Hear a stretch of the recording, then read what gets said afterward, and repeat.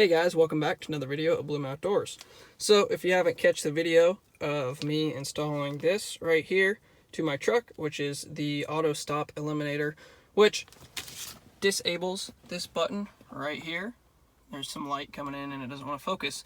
But anyways, that is the auto stop. So if you have a newer vehicle, it most likely has the auto stop, which is when you come to a complete stop at a stoplight or whatever it may be, then the engine basically kicks itself or shuts itself off to save gas and help the economy and all that stuff. But anyways, this is my dad's truck. He has a 2018 Ford F-150 Platinum, and so today we are going to be installing this on it because he ordered it and asked me to do it for him. So in case you missed the last video, here is another one for you guys. And if you aren't familiar with this, then it basically plugs in back behind the button here. And so anytime you turn the truck on, the auto stop is automatically off. And you can turn it back on, you just have to hit the button and it automatically will turn back on. But when you start the truck up right away, then it will start in the off position. So definitely going to be a big improvement because he's not a fan of it, neither was I. So that's why I did it in my truck, but now we are doing it in his. Also, if you don't know, then you can see not really the serial number, but the kind of like the product number, the AE002, which is for this truck because of the location of the button here. So I'm pretty sure on my truck it was the AE000 because it had the hazards along with the auto stop right next to each other. So that's how the wiring is. If you're going to get one, you check out your truck first before ordering, because there is, I believe, 3 different like models of these for where the button is positioned and everything. So make sure you check that before you get it yourself. But anyways, install should be super easy, so let's get into it. So the first thing we had to do here, I already went ahead and did it. But basically, I've got these little plastic pry tools, but you're gonna get them on each side here, and you're gonna pry up on this. And as you can kind of see up in there, hard to see because of this lighting, but there's 3 little clips up in there that are super tight, and it's connected to the dash here.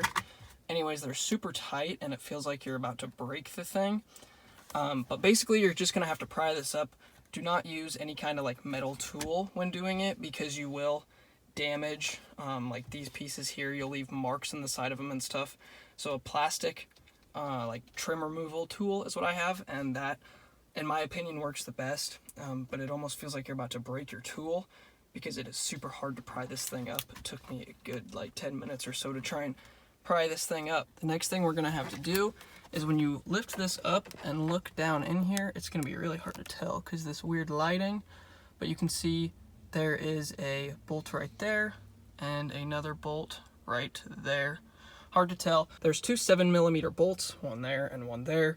So you're gonna have to lift this piece up, get your wrench or socket or whatever up under there, and then you're gonna have to take that off. And that is kind of like the fastener for this dash piece. But we'll take those off, and then we should be able to pry this dash piece forward so that we can access the back of that. All right, here's the 2 screws. We got those out. So now that those are out, we should be able to just get our fingers back behind here and just pry this piece forward. All right, there we go. We've got this piece, so hard to see because of the sun. But anyways, we've got this off. Looks like I kind of got myself too. Kind of stabbed myself with this corner piece up here, a little sharp. So be careful. But anyways, now this is loose, so we're gonna be able to get our hand back behind here and disconnect this. And basically there's gonna be one side of the wiring, which is like this, and one side like this. Basically, we'll just disconnect it, and this piece will go right in between the 2 of there, and it'll tuck back in behind here. All right, it's a little bit of a struggle getting that disconnected, but what it is it's this piece right back here that you have to unclip, and it's flipped the other way. So there's this little tab. Let me get out of the package here. So it's gonna sit in there like this, and there's gonna be this little tab right back here, as you can see. You just gotta get your finger in there and squeeze it that way, and then the thing will just pull right out.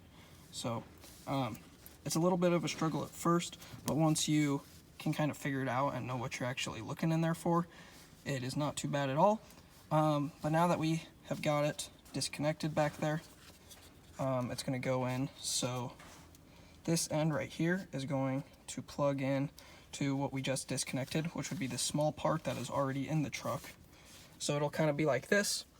This part will connect to the old wiring that we disconnected, and then this will plug in to the back side of the switch.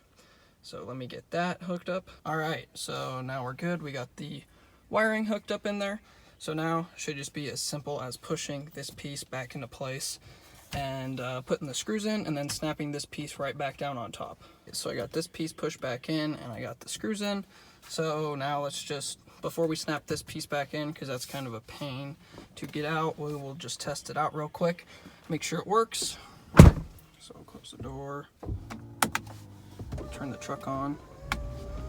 There we go. Probably hard to hear, but anyways, truck turns on, and it goes, well, on my truck at least, it pops up on the screen right away saying that the thing is shut off.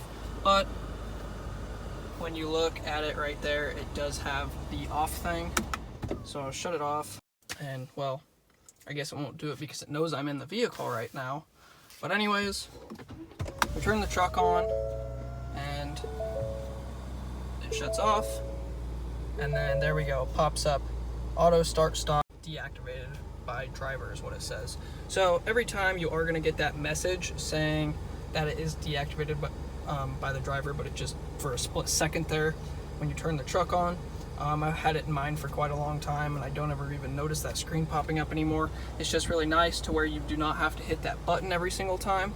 So there we go, we should be good. Should just have to pop this, push it right back down.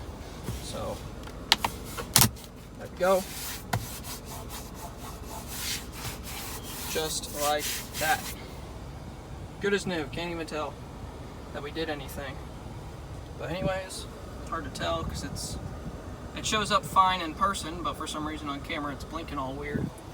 But anyways, we're now good to go. We have it installed, and it was super easy. Took 10-15 minutes, if that. It was just the hardest part, honestly, is getting this first original part off, this piece to pop up, because like I said, it's stuck in there really well with those 3 clips. A link for this will be down in the description below. The website is Auto Stop Eliminator. They run just under 100 bucks. I think it's about $90 or so. Link in description. Make sure you go check it out.